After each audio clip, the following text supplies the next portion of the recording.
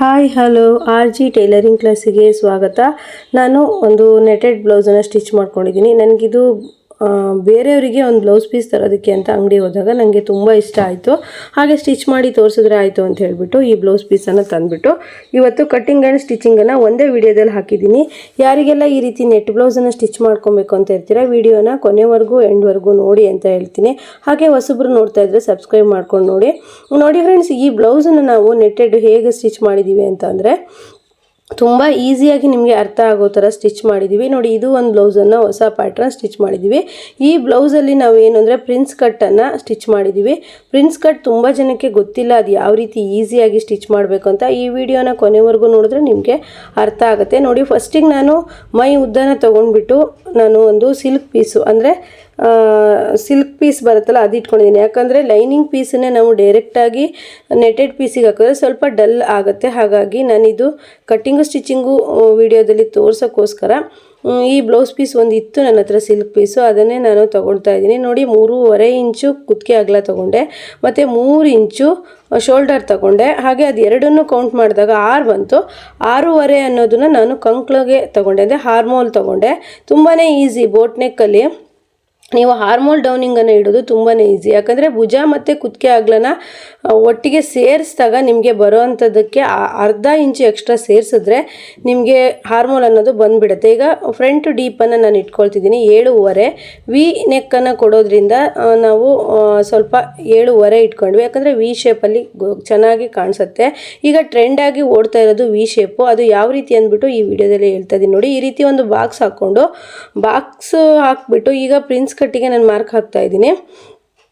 Prince ಕಟ್ಟಿಗೆ 3 ಇಂಚಿಗೆ ಒಂದು mark ಮಾಡಬೇಕು, ಅಲ್ಲಿಂದ 2 ಇಂಚಿಗೆ ಅಂದರೆ ನೋಡಿ ಮೇಲ್ಗಡೆ 4 ಇಂಚಿಗೆ ಒಂದು ಹೈಟಲ್ಲಿ ತಗೊಳ್ತಾ ಇದ್ದೀನಿ.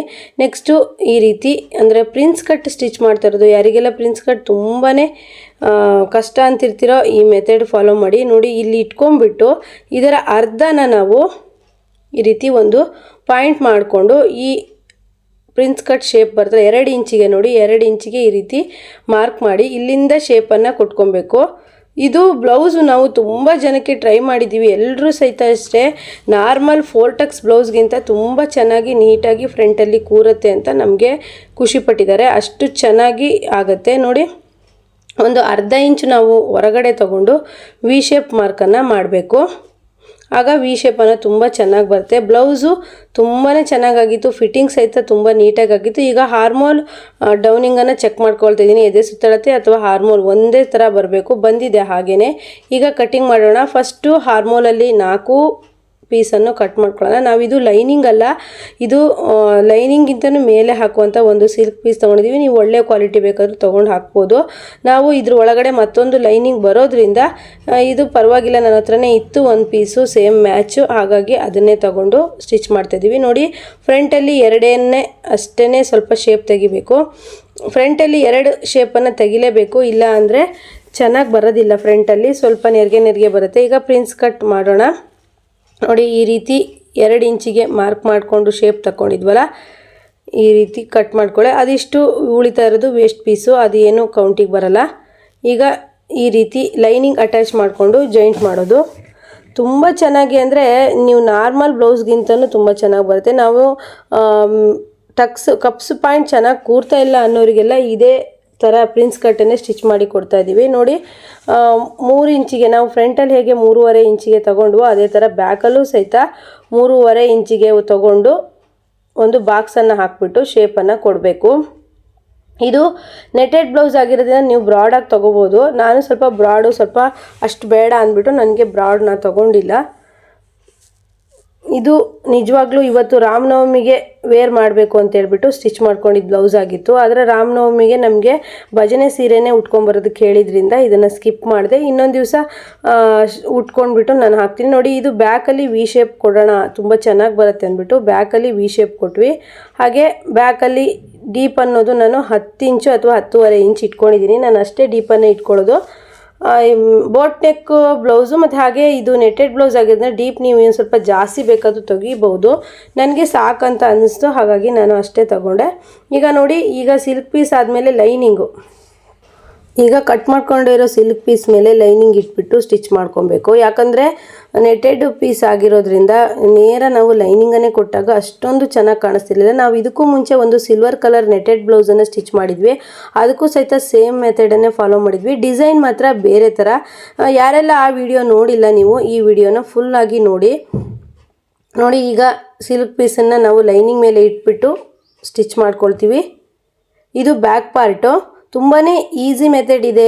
ಯಾರಿಗೆಲ್ಲ ನೆಟೆಡ್ ಬ್ಲೌಸ್ ಸ್ಟಿಚ್ ಮಾಡೋಕ್ಕೆ ಕೊಟ್ಟಿದ್ದಾರೋ ನೀವು ಆರಾಮಾಗಿ ಈ ಮೆಥಡನ್ನು ಫಾಲೋ ಮಾಡಿಬಿಟ್ಟು ಸ್ಟಿಚ್ ಮಾಡ್ಕೊಳ್ಳಿ. ಮತ್ತು ಕಲರ್ ಕಾಂಬಿನೇಷನ್ ಅಷ್ಟೊಂದು ಪರ್ಫೆಕ್ಟಾಗಿ ಇಲ್ಲಲ್ಲ ಅಂತ ಕೇಳ್ಬೋದು. ಪರವಾಗಿಲ್ಲ, ನನಗೆ ಏನಂದರೆ ನಾವೀಗ ಮೇನ್ ಬಟ್ಟೆ ಇದೆಯಲ್ಲ, ಈ ಬಟ್ಟೆನೇ ಸಿಲ್ಕ್ ಬಟ್ಟೆನೇ ಮೇನ್ ಕಾಣೋದು, ಹಾಗಾಗಿ ಒಳಗಡೆ ಸ್ವಲ್ಪ ಅನ್ಮ್ಯಾಚ್ ಇದ್ರೂ ನಡೆಯುತ್ತೆ ಅಂದ್ಬಿಟ್ಟು ಹಾಕಿದ್ವಿ. ನೋಡಿ ನೀವು ಲಾಸ್ಟಲ್ಲಿ ಗೊತ್ತಾಗುತ್ತೆ, ಎಲ್ಲೂ ಸಹ ಡಿಫ್ರೆನ್ಸ್ ಅನ್ನೋದು ಕಾಣಿಸೋದಿಲ್ಲ. ಈಗ ಉಲ್ಟಾ ಇಟ್ಬಿಟ್ಟು ಆರಾಮಾಗಿ ನೀವು ಈ ರೀತಿ ಸ್ಟಿಚ್ ಮಾಡಿ.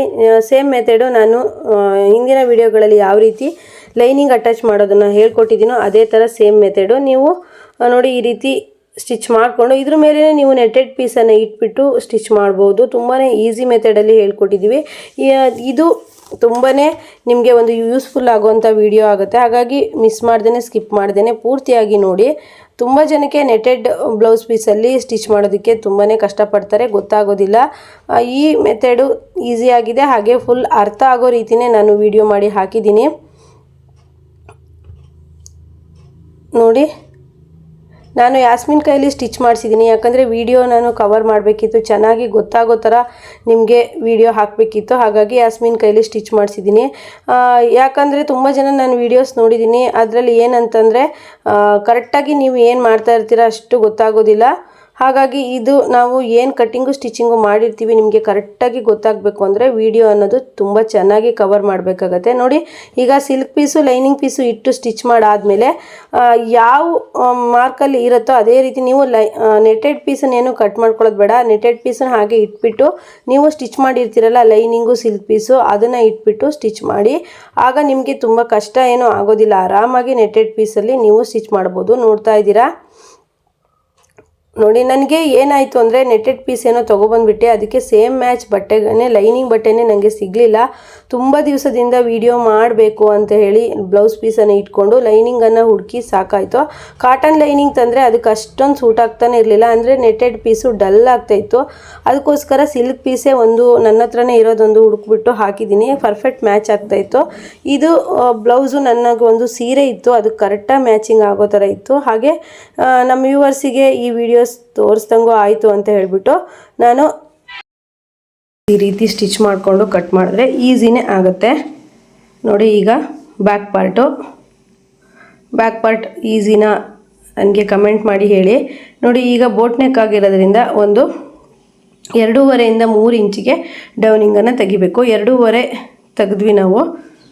ಇದು ಸೇಮ್ ನಾನು ಒಂದು ಬಾರ್ಡರ್ ಸೀರೆಗೆ ಸ್ಟಿಚ್ ಮಾಡ್ಕೊಂಡಿದ್ದೆ, ಅದೇ ಸೇಮ್ ಬ್ಲೌಸು. ಆ ಬ್ಲೌಸನ್ನು ನಾನು ಕಟ್ಟಿಂಗ್ ಸ್ಟಿಚಿಂಗ್ ವಿಡಿಯೋ ಹಾಕಿಲ್ಲ, ಹಾಗಾಗಿ ಈ ಬ್ಲೌಸ್ ಸೇಮ್ ಪ್ಯಾಟ್ರನ್ನು ಅದೇ ರೀತಿ ಬರುತ್ತೆ. ಕಟ್ಟಿಂಗ್ ಸ್ಟಿಚಿಂಗು ತುಂಬ ಈಸಿಯಾಗಿದೆ, ಟ್ರೈ ಮಾಡೋರು ಮಾಡ್ಬೋದು ಅಂದ್ಬಿಟ್ಟು ನಾನು ಸ್ಟಿಚಿಂಗ್ ಹಾಕಿದ್ದೀನಿ. ಈಗ ನೆಕ್ಕಿಗೆ ಒಂದು ಕ್ರಾಸ್ ಪಟ್ಟಿನ ಕೊಡಬೇಕು.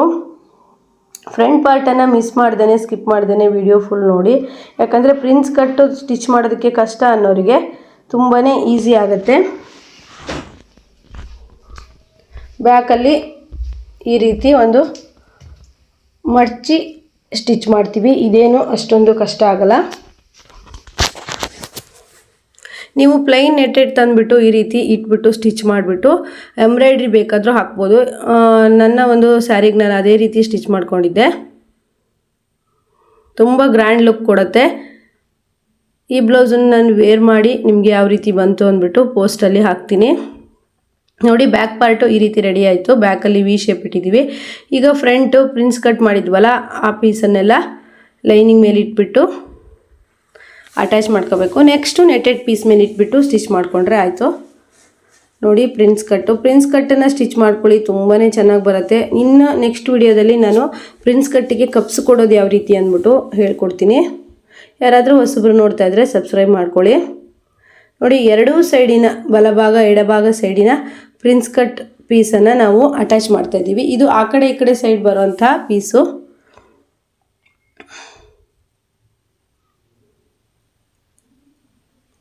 ತುಂಬಾ ಈಸಿ ಆಗುತ್ತೆ. ಇದರಲ್ಲಿ ಒಂದು ಏನು ಅಂದರೆ ನೀವು ಬಲಗಡೆ ಎಡಗಡೆ ಬರೋ ಪೀಸನ್ನು ಕನ್ಫ್ಯೂಸ್ ಮಾಡಿಕೊಂಡು ಅಟ್ಯಾಚ್ ಮಾಡಬಾರ್ದು. ಸ್ವಲ್ಪ ಕನ್ಫ್ಯೂಸ್ ಆಗುತ್ತೆ, ನೋಡಿಕೊಂಡು ಅಟ್ಯಾಚ್ ಮಾಡ್ಕೊಬೇಕು. ನೋಡಿ, ಇದು ಬಲಗಡೆ ಎಡಗಡೆ ಮಧ್ಯಭಾಗಕ್ಕೆ ಈಗ ಲೈನಿಂಗನ್ನು ಕೊಡ್ತೀವಿ. ನಮ್ಮ ಹತ್ರ ಉಳಿದಿರೋಂಥ ಲೈನಿಂಗ್ ಇತ್ತು, ಅದನ್ನೇ ಕೊಟ್ವಿ. ಏನಪ್ಪ ಕಲರ್ ಲೈನಿಂಗ್ ಕೊಡ್ತಿದ್ದಾರೆ ಅಂತ ಅಂದ್ಕೊಂಬೇಡಿ, ಯಾಕಂದರೆ ಒಳಗಡೆ ಹೋಗುತ್ತೆ, ಅದೇನು ಅಷ್ಟು ಕಾಣಿಸಲ್ಲ. ನೋಡಿ, ಈಗ ಇದು ಮಧ್ಯಭಾಗದಲ್ಲಿ ಬರುತ್ತಲ್ವ, ಅದು ಯಾರಿಗೆಲ್ಲ ಪ್ರಿನ್ಸ್ ಕಟ್ ಅನ್ನೋದು ತುಂಬಾ ಕಷ್ಟ ಅಂತ ಅಂದ್ಕೊತಿರ್ತೀರೋ ಅವರು ವಿಡಿಯೋನ ನೋಡಿ, ಹಾಗೆ ಏನು ಅರ್ಥ ಆಗಿಲ್ಲ ನಮಗೆ ಕಮೆಂಟ್ ಮಾಡಿ, ನೆಕ್ಸ್ಟ್ ವಿಡಿಯೋದಲ್ಲಿ ನಾವು ಹೇಳ್ತೀವಿ. ನೋಡಿ, ಇದು ಫ್ರಂಟ್ ಪಾರ್ಟ್ ಸ್ಟಿಚ್ ಮಾಡ್ತಾ ಇರೋದು. ಬೇರೆಯವ್ರು ಸ್ಟಿಚ್ ಮಾಡಿ ನೋಡಿ, ಎಷ್ಟು ಕಷ್ಟನೇನೋ, ನಮಗೆ ಸ್ಟಿಚ್ ಮಾಡೋಕ್ಕಾಗುತ್ತೋ ಇಲ್ವೋ ಅಂತ ನೀವು ಅಂದ್ಕೊಂಡಿರ್ತೀರ. ಯಾವತ್ತೂ ಆ ರೀತಿ ಅಂದ್ಕೊಂಬೇಡಿ. ನೋಡಿ, ಟ್ರೈ ಮಾಡಿ. ಒಂದು ವೇಸ್ಟ್ ಬ್ಲೌಸ್ ಪೀಸಲ್ಲೇ ಫಸ್ಟ್ ಒಂದು ಟ್ರೈ ಮಾಡಿಬಿಟ್ಟು ನೀವು ಪ್ರಿನ್ಸ್ ಕಟ್ಟನ್ನು ಸ್ಟಿಚ್ ಮಾಡಿ. ಹಾಗೆ ಮಧುಬಾಲ ಬ್ಲೌಸು 2 ಬ್ಲೌಸು ಸ್ಟಿಚಿಂಗಿಗೆ ಬಂದಿದೆ.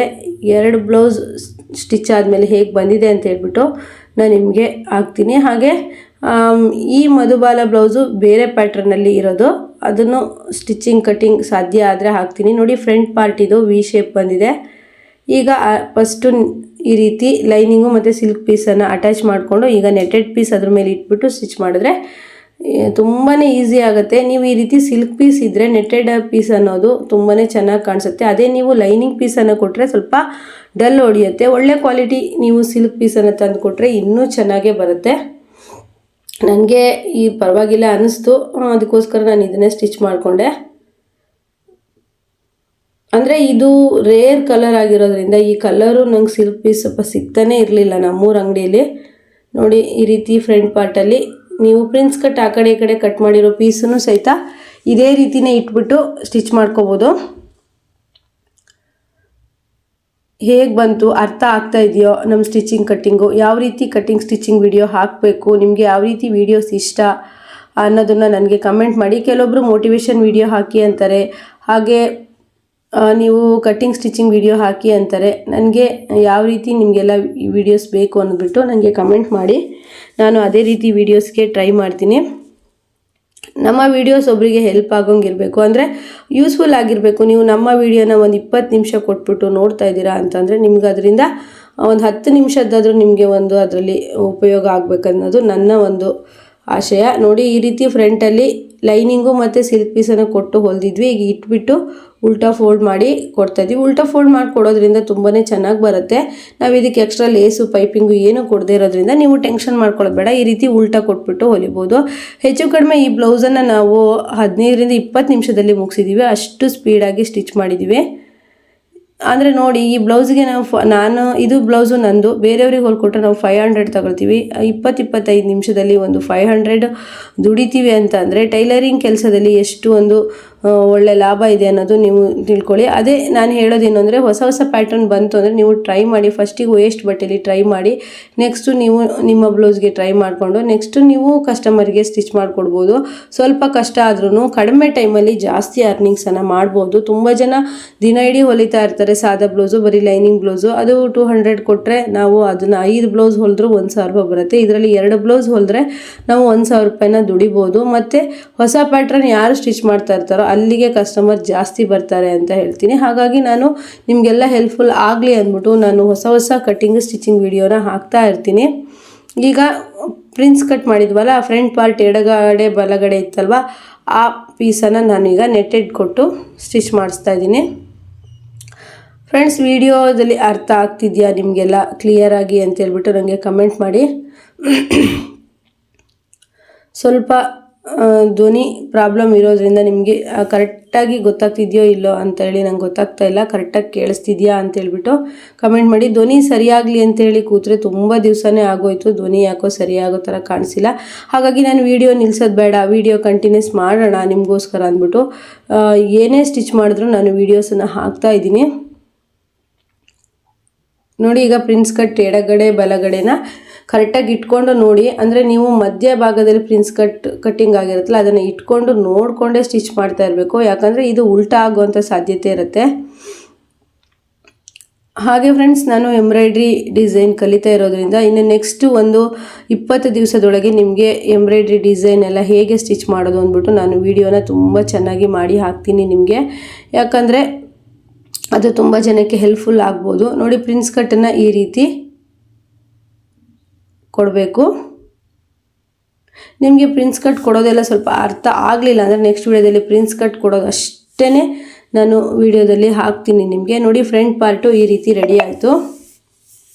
ಇದೀಗ ಟ್ರೆಂಡಲ್ಲಿ ನಡೀತಾ ಇರೋದು ಮುಂದ್ಗಡೆ ವಿ ಶೇಪು ಪ್ರಿನ್ಸ್ ಕಟ್ಟು. ಬ್ಯಾಕ್ ಪಾರ್ಟು ರೆಡಿ ಆಯಿತು, ಫ್ರಂಟ್ ಪಾರ್ಟು ರೆಡಿ ಆಯಿತು. ಈಗ ಸ್ಲೀವ್ಗೆ ಅನ್ನೋದು ನಾವು ಲೈನಿಂಗನ್ನು ಕೊಡ್ತಾ ಇಲ್ಲ, ಹಾಗೆಯೇ ಸ್ಟಿಚ್ ಮಾಡ್ತಾ ಇದ್ದೀವಿ. ನನಗೆ ನೆಟೆಡ್ ಪೀಸ್ ಅಂದರೆ ತುಂಬಾ ಇಷ್ಟ. ನೆಟೆಡ್ ಪೀಸ್ ನನ್ನ ಡ್ರೆಸ್ ಹೊಲ್ಕೊಳಕ್ಕಾಗಲಿ ಮತ್ತು ಬ್ಲೌಸ್ ಹೊಲ್ಕೊಳಕ್ಕಾಗಲಿ ತುಂಬಾ ಇಷ್ಟಪಡ್ತೀನಿ. ನೋಡಿ, ಸ್ಲೀವ್ ಅನ್ನೋದು 10 ಇಂಚ್ ಉದ್ದ ತಗೊಂಡ್ವಿ. ಈಗ ಸ್ಲೀವ್ ಅಟ್ಯಾಚ್ ಮಾಡಿ ಫಿಟ್ಟಿಂಗ್ ಮಾಡಿದ್ರೆ ಬ್ಲೌಸ್ ಅನ್ನೋದೇ ಮುಗೀತು. ನೋಡಿ, ಪ್ರಿನ್ಸ್ ಕಟ್ ಕೊಟ್ಟಾದ್ಮೇಲೆ ಓವರ್ಲಾಕ್ ಮಾಡ್ಕೊಂಬಂದ್ವಿ. ಓವರ್ಲಾಕ್ ಇಲ್ಲ ಅಂದರೆ ನೀವು ಸ್ವಲ್ಪ ಸೈಡಲ್ಲಿ ಹೊಲಿಗೆನ ಹಾಕಿ 2 ಹೊಲಿಗೆ ಹಾಕಿ ತುದಿಗೆ, ಅಂದರೆ ಪಿಂಜ್ ಹೋಗದೆ ಇರೋ ರೀತಿ. ಈಗ ಬ್ಲೌಸು ತುದಿಗೆ ಬಟ್ಟೆ ಕೊಟ್ಟು ಮಡಚಬೇಕು. ಯಾಕಂದರೆ ಪ್ರಿನ್ಸ್ ಕಟ್ ಆಗಿರೋದ್ರಿಂದ ಬ್ಲೌಸು ಮೇಲಕ್ಕೆ ಬರಬಾರ್ದು ಅಂದ್ಬಿಟ್ಟು ನೀವು ಈ ರೀತಿ ಡಬಲ್ ಫೋಲ್ಡ್ ಮಾಡಿ ಲೈನಿಂಗನ್ನು ಕೊಟ್ಬಿಟ್ಟು ಉಲ್ಟಾ ಫೋಲ್ಡ್ ಮಾಡಿ ಸ್ಟಿಚ್ ಮಾಡಿದ್ರೆ ಬ್ಲೌಸು ಫಿಟ್ಟಿಂಗ್ ಅನ್ನೋದು ನೀಟಾಗಿ ಕೂರುತ್ತೆ. ಫ್ರಂಟಲ್ಲಿ ಸ್ವಲ್ಪ ಫ್ರಂಟ್ ಬ್ಯಾಕು ಎದ್ದೇಳಲ್ಲ ಬ್ಲೌಸು, ಸ್ವಲ್ಪ ಪರ್ಫೆಕ್ಟಾಗಿ ಕೂರುತ್ತೆ. ನೋಡಿ, ಈ ರೀತಿ ಬಟ್ಟೆ ಕೊಟ್ಬಿಟ್ಟು ಸ್ಟಿಚ್ ಮಾಡಿಬಿಟ್ಟು ಉಲ್ಟಾ ಮಡಚಿ ಬ್ಲೌಸು ಕರೆಕ್ಟಾಗಿ ಫ್ರಂಟಲ್ಲಿ ಕೂರುತ್ತೆ.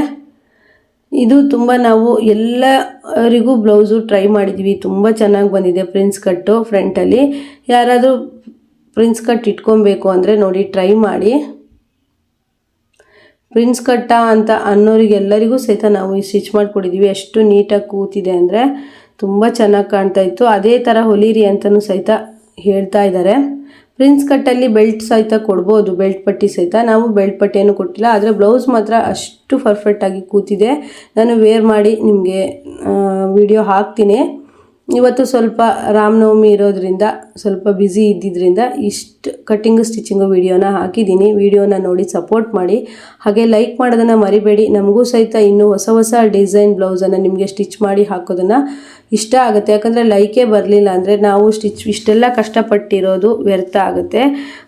ನೋಡಿ, ವಿಡಿಯೋ ಮಾಡಿಬಿಟ್ಟು ಎಡಿಟ್ ಮಾಡಿಬಿಟ್ಟು ಅದನ್ನು ನಾವು ವಾಯ್ಸ್ ಓವರ್ ಕೊಟ್ಟು ಹಾಕೋದಕ್ಕೆ 2 ಗಂಟೆ ಟೈಮ್ ವೇಸ್ಟ್ ಮಾಡಿರ್ತೀವಿ. 2 ಗಂಟೆಲಿ ನಾವು 2-3 ಬ್ಲೌಸನ್ನು ಸ್ಟಿಚ್ ಮಾಡಿರ್ತೀವಿ. ನಿಮಗೋಸ್ಕರ ತುಂಬ ಜನಕ್ಕೆ ಕಲಿಯೋದಕ್ಕೆ ಇಂಟ್ರೆಸ್ಟ್ ಇರುತ್ತೆ. ಯಾವುದೇ ಥರ ಕಟ್ಟಿಂಗು ಸ್ಟಿಚಿಂಗು ಹೇಳ್ಕೊಡೋರು ಹತ್ತಿರದಲ್ಲಿ ಇರೋಲ್ಲ ಅಂದ್ಬಿಟ್ಟು ನಾನು ಈ ವಿಡಿಯೋನ ತುಂಬಾ ಕಷ್ಟಪಟ್ಟು ನಿಮಗೋಸ್ಕರ ವಿಡಿಯೋ ಮಾಡ್ತಾಯಿದ್ದೀನಿ. ವಿಡಿಯೋ ಹೇಗೆ ಅರ್ಥ ಆಯಿತೋ ಇಲ್ಲ ಅಂತ ನನಗೆ ಕಮೆಂಟ್ ಮಾಡಿ. ವಿಡಿಯೋಕ್ಕೆ ಲೈಕ್ ಕೊಡೋದು ಮಾತ್ರ ಮರಿಬೇಡಿ. ಹಾಗೆ ಯಾರಿಗೆಲ್ಲ ಇದು ಬೇಕಾಗಿರುತ್ತೆ ವಿಡಿಯೋ ಟೈಲರ್ಸ್ಗಳಿಗೆ, ನೀವು ಅದನ್ನು ಶೇರ್ ಮಾಡಿ ನೋಡ್ತಾ ಇರೋರು ಅಂತ ಹೇಳ್ತೀನಿ. ನೋಡಿ, ಫ್ರಂಟು ಬ್ಯಾಕು ಶೋಲ್ಡರನ್ನು ಅಟ್ಯಾಚ್ ಮಾಡ್ಕೊಂಡಾಯಿತು. ಇವಾಗ ಶೋಲ್ಡರ್ಗೆ ನಾವು ಈ ರೀತಿ ಒಂದು ಸ್ಟಿಚ್ ಹಾಕ್ತೀವಿ. ಫಿನಿಶಿಂಗ್ ಅನ್ನೋದು ಚೆನ್ನಾಗಿ ಬರುತ್ತೆ. ನಾವು ಫಿನಿಶಿಂಗ್ ಅನ್ನೋದನ್ನು ನೀಟಾಗಿ ಕೊಡೋದನ್ನು ಫಸ್ಟು ಕಲ್ತ್ಕೋಬೇಕು, ಆಗ ನಮಗೆ ಬ್ಲೌಸ್ ಅನ್ನೋದು ಜಾಸ್ತಿ ಬರುತ್ತೆ. ಈಗ ಸ್ಲೀವ್ ಅಟ್ಯಾಚ್ ಮಾಡ್ತಾ ಇದ್ದೀನಿ. ನಾನು ಹಿಂದಿನ ವಿಡಿಯೋದಲ್ಲಿ ಹೇಳಿದ್ನಲ್ಲ ಸ್ಲೀವ್ ಅಟ್ಯಾಚ್ ಮಾಡೋದು ಯಾವ ರೀತಿ ಅಂತ, ನಾನು ತುಂಬ ವಿಡಿಯೋದಲ್ಲಿ ಹೇಳಿದ್ದೀನಿ. ಅದೇ ರೀತಿಯೇ ಸ್ಲೀವ್ ಅಟ್ಯಾಚ್ ಮಾಡಿ ಆ ಕಡೆ ಅರ್ಧ ಈ ಕಡೆ ಅರ್ಧ ಸ್ಲೀವ್ ಕಟ್ಟಿಂಗ್ ಆದಮೇಲೆ ನೀವು ಸ್ಲೀವ್ ಅಟ್ಯಾಚ್ ಮಾಡೋದ್ರಿಂದ ತುಂಬ ನೀಟಾಗಿ ಬರುತ್ತೆ. ನೋಡಿ, ಬ್ಲೌಸ್ ಅನ್ನೋದು ಎಷ್ಟು ಈಸಿಯಾಗಿ ಬಂತು. ಹಾಗೆ ನೀವು ಮತ್ತೊಂದು ನೆಟೆಡ್ ಬ್ಲೌಸಲ್ಲಿ ಏನು ಟ್ರೈ ಮಾಡಿ ನೋಡಿ. ಈ ರೀತಿ ಸ್ಟಿಚ್ ಮಾಡ್ತಾ ಇದ್ದಾರಲ್ಲ, ಈ ರೀತಿ ಮಾಡಬೇಕು. ಮಾಡಿದಾಗ ಫಿನಿಶಿಂಗ್ ಅನ್ನೋದು ತುಂಬ ಚೆನ್ನಾಗಿ ಬರುತ್ತೆ. ನೆಟೆಡ್ ಬ್ಲೌಸ್ ವೇರ್ ಮಾಡಿದಾಗೂ ಸಹಿತ ಅದು ರೆಡಿಮೇಡ್ ಬ್ಲೌಸ್ ಏನೋ ಅಂತ ಅನಿಸುತ್ತೆ. ನೋಡಿ, ಈ ರೀತಿ ಬ್ಲೌಸ್ ಕೂಳೆ ಇರುತ್ತಲ್ವ, ಸ್ಟಿಚ್ ಮಾಡಿರ್ತೀವಲ್ಲ ಅದನ್ನು ಈ ಕಡೆ ಬಾಡಿ ಪಾರ್ಟಲ್ಲಿ ಇಟ್ಬಿಟ್ಟು ಸ್ಟಿಚ್ ಮಾಡಬೇಕು. ಯಾಕಂದರೆ ನೆಟೆಡ್ ಆಗಿರೋದ್ರಿಂದ ತುಂಬ ಫಿನಿಶಿಂಗ್ ಅನ್ನೋದು ನೀಟಾಗಿ ಬರುತ್ತೆ. ನೋಡಿ, ಈಗ ಫಿಟ್ಟಿಂಗ್ ಮಾಡ್ಕೊಳ್ಳೋಕ್ಕಿಂತ ಮುಂಚೆ ಈ ರೀತಿ ಒಂದು ಸ್ಟಿಚ್ಚನ್ನು ಹಾಕ್ಕೊಳ್ಳಿ ಎಂಡಲ್ಲಿ.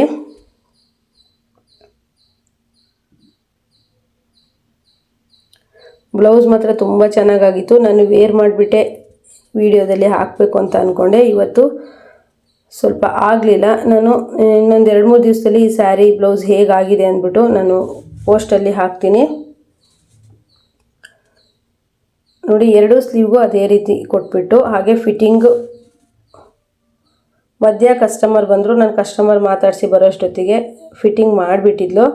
ಆದರೂ ಪರವಾಗಿಲ್ಲ, ಇನ್ನೊಂದು ಸತಿ ಫಿಟ್ಟಿಂಗ್ನ ವೀಡಿಯೋ ಹಾಕೋಣ ಅಂದ್ಬಿಟ್ಟು ಫಿಟ್ಟಿಂಗ್ ಮಾಡೋದನ್ನು ಹೇಳೋದಕ್ಕೆ ಹೇಳಿದೆ. ಫಿಟ್ಟಿಂಗ್ ಮಾಡೋದನ್ನು ಹೇಳಿದ್ದಾಳೆ ನೋಡಿ. ಫಿಟ್ಟಿಂಗ್ ಸೇಮ್ ನಾರ್ಮಲ್ ಬ್ಲೌಸಲ್ಲಿ ನೀವು ಯಾವ ರೀತಿ ಫಿಟ್ಟಿಂಗ್ ಕೊಡ್ತೀರೋ ಅದೇ ರೀತಿ ಕೊಡಿ. ಬಲಭಾಗದಲ್ಲಿ ಬಲಭಾಗದ್ದೇ ಫಿಟ್ಟಿಂಗನ್ನು ನೋಡ್ಕೊಬೇಕು, ಎಡಭಾಗದಲ್ಲಿ ಎಡಭಾಗದ್ದೇ ಫಿಟ್ಟಿಂಗ್ ನೋಡ್ಕೋಬೇಕು ನೋಡಿ. ಹಾರ್ಮೋಲು ಪ್ರತಿಯೊಂದು ಕರೆಕ್ಟ್ ಇತ್ತು. ಬ್ಲೌಸು ಒಂದು ಸತಿ ಸ್ಟಿಚ್ ಆದಮೇಲೆ ಮತ್ತೆ ಫಿಟ್ಟಿಂಗ್ ಅನ್ನೋದು ನಾವು ಮಾಡೇ ಇಲ್ಲ, ಯಾಕಂದರೆ ಬ್ಲೌಸ್ ಅಷ್ಟು ಫಿಟ್ಟಿಂಗಲ್ಲಿ ತುಂಬ ಚೆನ್ನಾಗಿ ಬಂದಿತ್ತು.